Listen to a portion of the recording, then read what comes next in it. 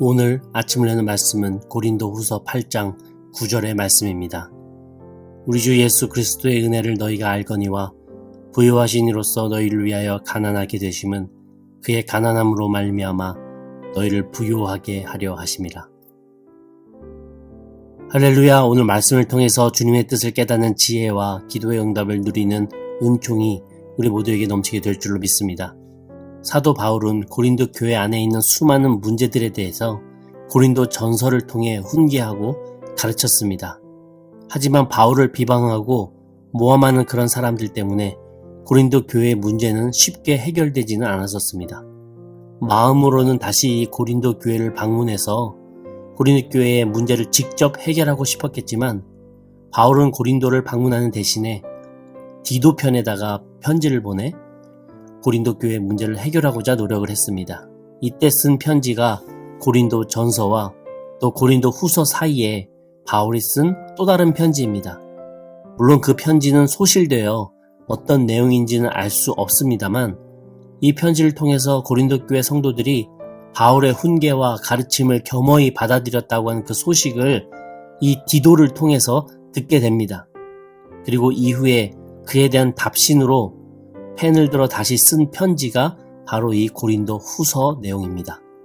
오늘은 환난과 많은 시련 가운데서도 극심한 가난 가운데 있는 이 예루살렘 교회를 돕기 위해서 마게도냐 지방 교회 성도님들이 드렸던 그 연보, 즉 구제 헌금에 대한 말씀을 기록을 하고 있습니다.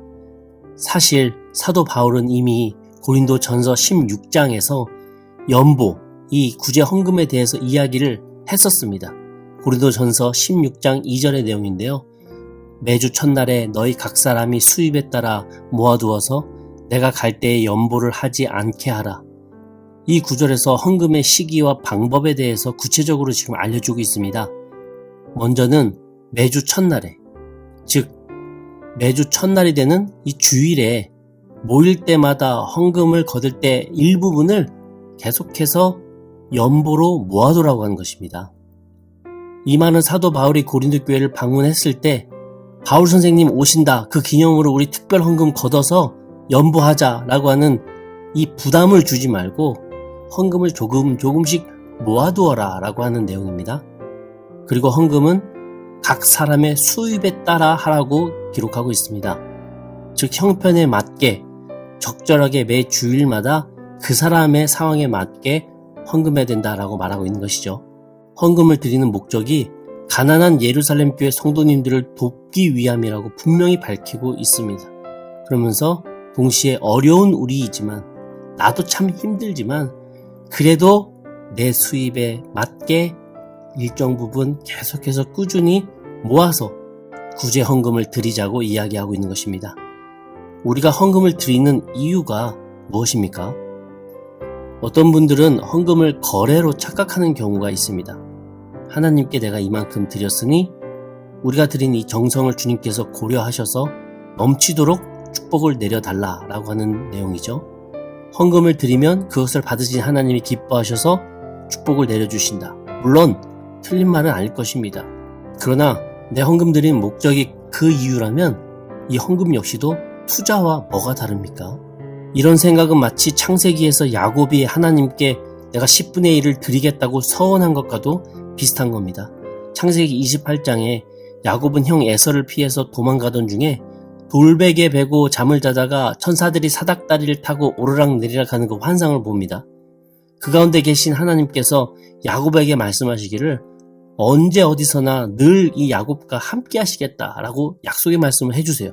깜짝 놀라서 잠에 깬 이 야곱이 자신이 벤 그 돌을 쌓고 그곳을 베델이라고 부릅니다. 이 베델의 뜻은 하나님의 집이라는 의미입니다. 그리고 그 제단에서 서원을 합니다. 내가 꿈속에서 하나님을 만났는데 야곱이 어떤 서원의 내용을 하나님께 기도하느냐? 하나님께서 자신에게 하신 약속을 지키신다면 나도 내 소득의 10분의 1을 하나님께 드리겠다라고 기도합니다. 창세기 28장 20절부터 22절의 내용입니다.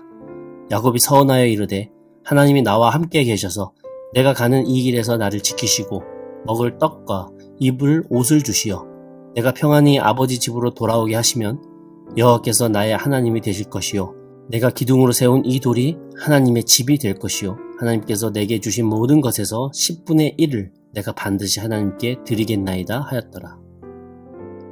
야곱은 하나님과 거래하고 있는 겁니다. 자신이 원하는 것을 들어주시면 자신도 11조 드리겠다라고 거래하고 있어요. 이것을 뒤집어 생각해보면 하나님께서 내가 원하는 것을 안 해주신다면 자신도 드리지 않겠다라는 의미가 될 수도 있습니다. 야곱은 충분히 그럴 수 있는 인물이고요. 이렇게 야곱의 기도는 자신의 유익을 먼저 생각하는 자기 중심적인 기도가 아닐 수가 없습니다.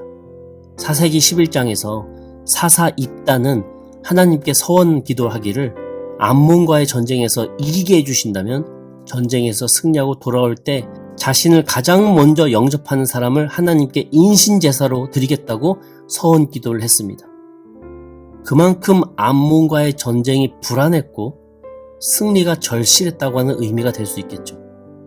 그 결과 이 사사 입다는 가장 사랑하는 외동딸을 하나님께 인신제물로 드리게 되었습니다. 입다 또한 야곱이 하나님과 거래한 것과 다르지 않습니다.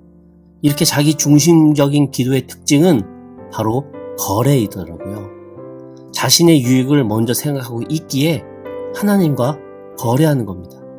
인간이 하나님께 드리는 것은 그것이 헌금이든 헌물이든 눈에 보이지 않는 시간이든 재능이든 무엇이든지 거래를 하기 위함이 아닙니다. 내가 이걸 드렸으니 저거 해주세요. 이런 식으로 하나님께 드리는 것은 어린아이의 신앙 수준이라고 할 것입니다. 나의 유익을 위해서 내가 원하는 바를 얻기 위해서 마치 투자 개념으로 헌금을 드리는 것은 성숙한 신앙의 모습은 아니겠죠. 이러한 신앙의 맹점이 뭔지 아십니까? 삶이 어려워지고 힘들어지면 하나님을 떠난다고 하는 것입니다. 로마의 압제가 강해지고 기독교인이라는 것이 들키면 죽는 그러한 상황에서는 절대로 하나님을 찾지도 않고 오히려 하나님이 손해니까 믿음 갖고 있는 것이 오히려 나에게는 큰 손해니까 하나님을 쉽게 버린다고 하는 것입니다. 이렇게 거래로 하나님을 믿는 것은 결국에는 내가 살만할 때는 하나님 찾는 것이지 어렵고 힘들어질 때는 바로 하나님과 멀어지고 하나님을 떠난다는 큰 단점이 있습니다. 사도 바울은 그 힘든 시절에 로마에게 압제당하던 그 시절에 이 고린도 교회 성도들에게 마게도니아 지역 교회 성도님들이 하나님께 힘들게 드렸던 그 헌금에 대해서 이렇게 이야기를 합니다. 오늘 본문 2절인데요. 환난의 많은 시련 가운데서 그들이 넘치는 기쁨과 극심한 가난이 그들의 풍성한 연보를 넘치도록 하게 하였느니라. 이게 말이 됩니까? 환난 많은 그 시련 가운데서 어떻게 풍성한 연보를 넘치도록 드릴 수 있습니까? 하나님과 거래하는 사람들이었다면 절대로 그렇게 할 수 없었을 것입니다.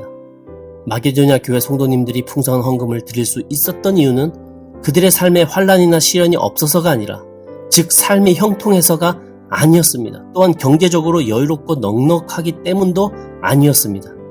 흔히 우리가 감사할 만한 이유가 생겼을 때 감사 헌금 드리는 것처럼 감사할 조건이 생겨서 감사로 드렸던 구제 헌금이 아니었다고 하는 것입니다.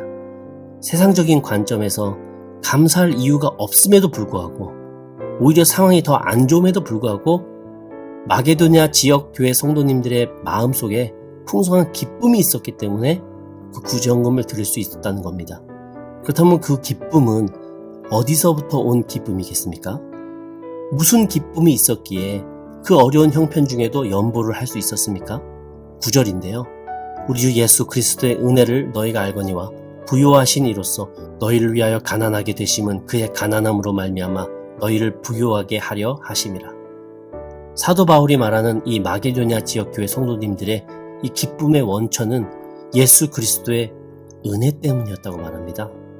아무 돈도 되지 않는, 아무 세상적 이득도 되지 않는 그 예수 그리스도의 은혜 때문에 나의 주머니를 열었다고 하는 것입니다.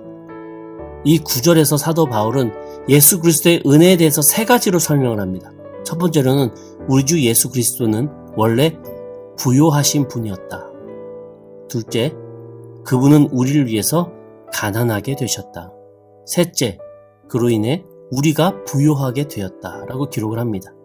예수님은 누구보다도 부요한 분이셨지만 가장 절망적인 가난에 처하셨습니다.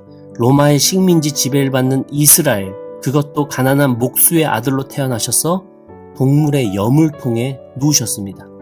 가장 부유하신 분이 왜 가장 가난하게 되었는가? 그 이유가 바로 우리를 부유하게 해주시기 위함이라고 기록을 합니다.